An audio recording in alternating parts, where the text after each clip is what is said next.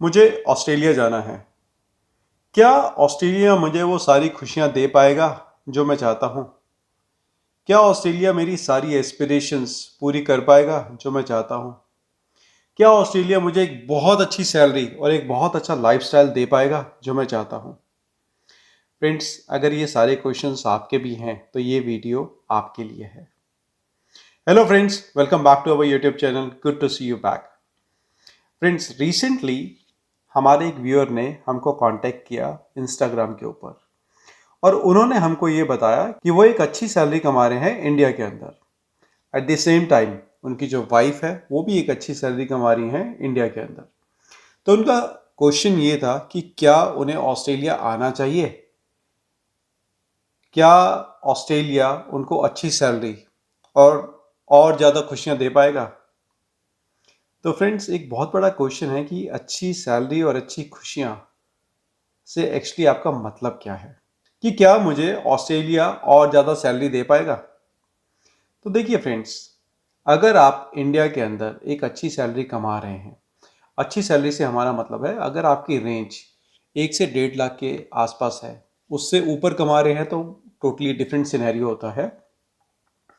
लेकिन अगर आप 1 से 1.5 लाख कमा रहे हैं इंडिया के अंदर और वहीं आपकी वाइफ भी जॉब करती हैं, उनकी सैलरी भी अच्छी है, तो फ्रेंड्स, हमारी रिकमेंडेशन आपसे ये होगी कि अगर आप फिर भी ऑस्ट्रेलिया आना चाहते हैं तो प्लीज़ आप कई बार सोचिए। उसका रीज़न ये है कि अगर आप सिर्फ सैलरी के लिए ऑस्ट्रेलिया आना चाहते हैं कि आपको और अच्छी सैलरी मिले, तो नो डाउट सैलरी अच्छी है ऑस्ट्रेलिया के अंदर, but at the same time Australia के अंदर टैक्सेस भी बहुत हाई हैं। तो जैसे जैसे आपकी सैलरी इंक्रीज होगी वैसे वैसे आपका जो इनकम टैक्स का स्लैब है वो भी इंक्रीज होगा। इवेंचुअली आपके हाथ में जो अमाउंट आएगा इनकम टैक्स डिडक्ट करने के बाद में वो बहुत ज़्यादा नहीं आएगा। और अगर हम सेविंग्स की बात करें तो देखिए, जैसे जैसे आपकी सैलरी इंक्रीज होती है, चाहे आप इंडिया में हो, चाहे आप ऑस्ट्रेलिया में हो या आप कहीं पे भी हो, आप अपना लाइफस्टाइल भी उसी को मैच करने के लिए आप इंक्रीज करते रहते हो, उसको इम्प्रूव करते रहते हो। तो end of the day basically होता क्या है कि अगर आप इंडिया में हैं और आपका अपना घर है, अपना घर का मतलब है कि आपके खर्चे बहुत कम हैं। लेकिन यहाँ पे आपको रेंटल पे करना है या फिर आपको मॉर्टगेज वगैरह पे करना है, आपको बाकी सारे जो एक्सपेंसेस वगैरह को मीट करने के बाद में अगर हम बात करते हैं सेविंग्स की, तो आप इंडिया में ज़्यादा पैसे सेव कर सकते हैं compare to Australia.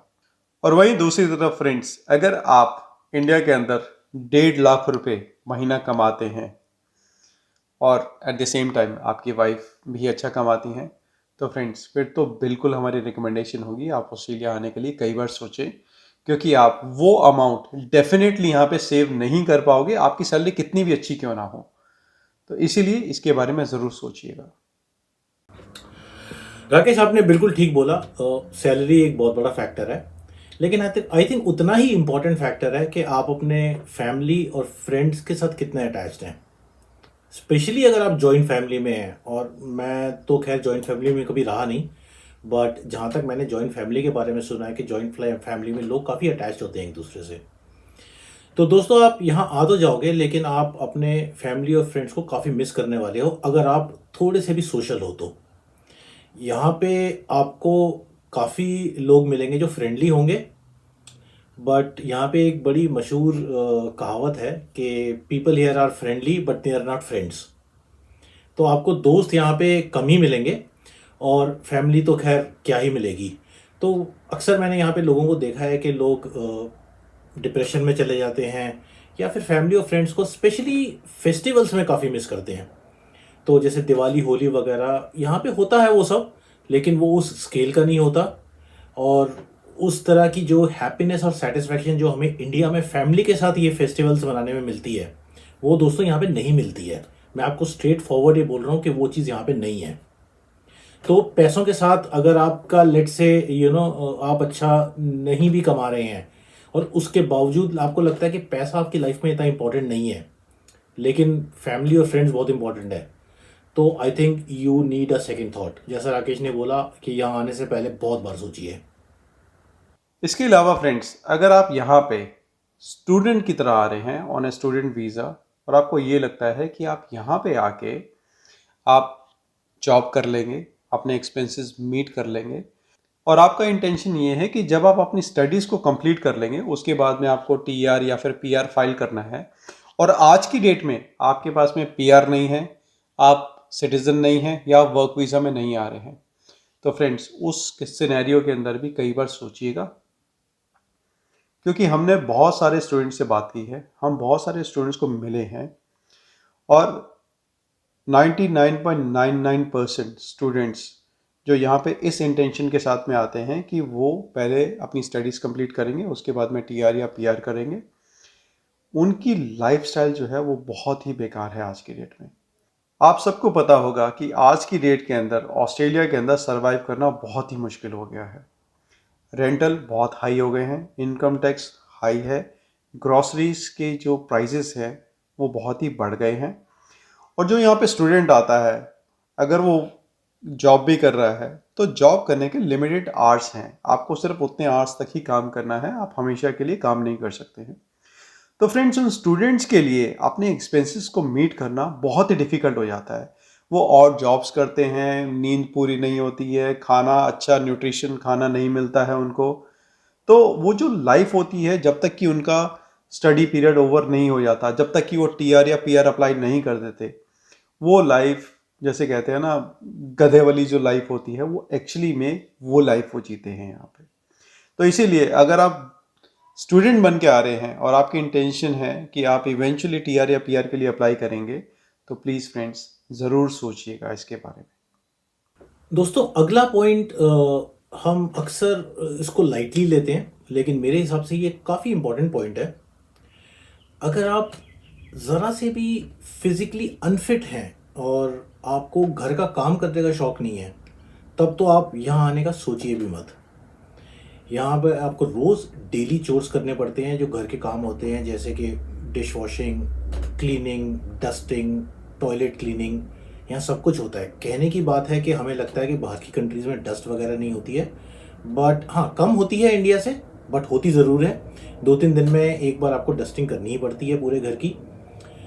Dish washing रोज़ है, क्लीनिंग ऑलमोस्ट रोज़ है। अगर आपका यहाँ पे कुछ गलती से गार्डन वगैरह है, उसकी गार्डनिंग है। तो ये कहने को बड़े इंटरेस्टिंग काम लगते हैं अगर आप खुद नहीं कर रहे तो। जैसे ही आप खुद करने लगते हैं तो it is not a very pleasant experience. यहाँ पे ये रोज़ करना है क्लॉकवर्क की तरह, and this is aside from जो आप जॉब करोगे, जो आप ग्रोसरी लाओगे, जो आप बच्चों का ख्याल रखोगे वगैरह वगैरह, जो और 100 काम है। तो अगर आपको ज़रा सा भी ऐसा लगता है कि आपको इन कामों में कोई इंटरेस्ट नहीं है, या फिज़िकली आपको लगता है कि आप इक्विप्ड नहीं है करने के, तो आप यहाँ मत आइएगा। इवन आपको अच्छी सैलरी मिल रही है, अगर आपको बहुत चीज़ों का और शौक़ भी है जो आपकी यहाँ पूरी होती हैं, लेकिन अगर आप ये काम नहीं कर सकते तो मत आना। क्योंकि अगर आप किसी को बाहर से भी बुलाओगे, यहाँ पे ऐसा नहीं है कि डोमेस्टिक हेल्प मिलती नहीं है, डोमेस्टिक हेल्प बिल्कुल मिलती है। आप डोमेस्टिक हेल्प को बुला भी सकते हैं, लोग आते हैं, लेकिन जो उनका पर आवरली रेट होता है वो भी अच्छा खासा होता है। अगर वो आपके पर आवरली रेट जितना नहीं होगा तो उससे कोई बहुत ज़्यादा कम भी नहीं होगा। तो ये चीज़ ध्यान रखिएगा दोस्तों। संजय बिल्कुल ठीक कहा आपने। अभी रिसेंटली मेरे घर के आसपास फेंसिंग के अराउंड में वीड आ गया था, तो मैंने उस वीड को काटने के लिए जब मैं बैठा तो वीड तो कट गई, लेकिन उसके बाद 2 दिन तक मैं ढंग से चल नहीं पाया, क्योंकि बैठ के प्रॉपर वीड को काटना था और मेरे लिए वो फर्स्ट टाइम एक्सपीरियंस था, तो काफ़ी हार्ड था मेरे लिए। तो यू आर राइट, अगर हमको इन सब कामों को करने का शौक़ नहीं है तो डेफिनेटली हमको सोचना पड़ चाहिए। आगे फ्रेंड्स, आज का ये वीडियो आपको पसंद आया होगा। अगर आपको ये वीडियो पसंद आया तो प्लीज़ हमारे वीडियो को लाइक कीजिए, हमारे चैनल को सब्सक्राइब कीजिए और कीप स्माइलिंग। हाँ, मिलेंगे नेक्स्ट वीडियो के अंदर। Till then bye.